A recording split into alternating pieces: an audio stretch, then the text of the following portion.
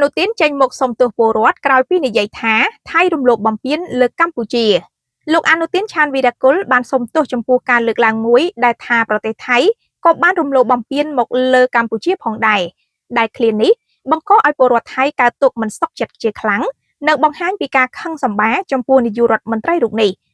បើយោងតាមការចុះផ្សាយរបស់កាសែតបាងកកប៉ុស្តិ៍នាថ្ងៃច័ន្ទទី3ខែវិច្ឆិកាឆ្នាំ2025លោកអនុទានសន្យាថានឹងប្រយ័ត្នមាត់កាន់តែខ្លាំងនៅក្នុងសេចក្តីថ្លែងការណ៍នាពេលអនាគតស្ដីពីបញ្ហាទ្វេភាគីដ៏រសើបនេះបន្ទាប់ពីត្រឡប់ពីកិច្ចប្រជុំកំពូលអេពិកលើកទី32នៅប្រទេសកូរ៉េខាងត្បូងនាយករដ្ឋមន្ត្រីវ័យ59ឆ្នាំបានបញ្ជាក់កាលពីយប់ថ្ងៃសៅរ៍ថាតាក់ទងនឹងការអត្ថាធិប្បាយរបស់ខ្ញុំអំពីការលុកលុយតាមព្រំដែនខ្ញុំសូមអភ័យទោសដោយស្មោះចំពោះប្រជាជនថៃទាំងអស់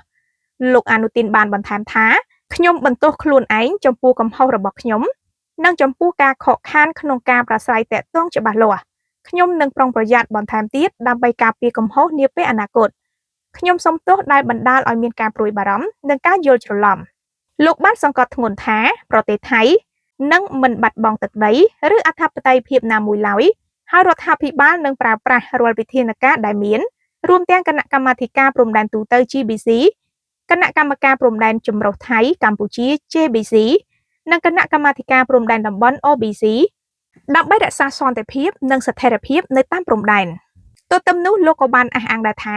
ការសម្រេចចិត្តណាមួយក្នុងការបើកច្រកព្រំដែនឡើងវិញនឹងត្រូវធ្វើឡើងបន្ទាប់ពីបានពិគ្រោះយោបល់ជាសាធារណៈដោយនិយាយថាដំណើរការនឹងធានាបាននូវភាពច្បាស់លាស់និងការឯកភាពជាតិការសំទោសរបស់លោកអនុទានបានធ្វើឡើងបន្ទាប់ពីការរិះគន់ជុំវិញនឹងការលើកឡើងរបស់លោកក្នុងអំឡុងកិច្ចប្រជុំកំពូលអាស៊ានលើកទី47នៅទីក្រុងកូឡាឡាំពួរដោយលោកបាននិយាយថាមានតំបន់ដែលកម្ពុជាបានទន្ទ្រានមកលើយើងហើយយើងក៏ត្រូវតែទទួលស្គាល់ថាមានតំបន់ដែលថៃបានរំលោភលើទឹកដីរបស់ពួកគេដែរការលើកឡើងបែបនេះបានជំរុញឲ្យមានការរិះគន់នៅក្នុងប្រទេសដោយចោទថាវាបង្កប់ន័យថា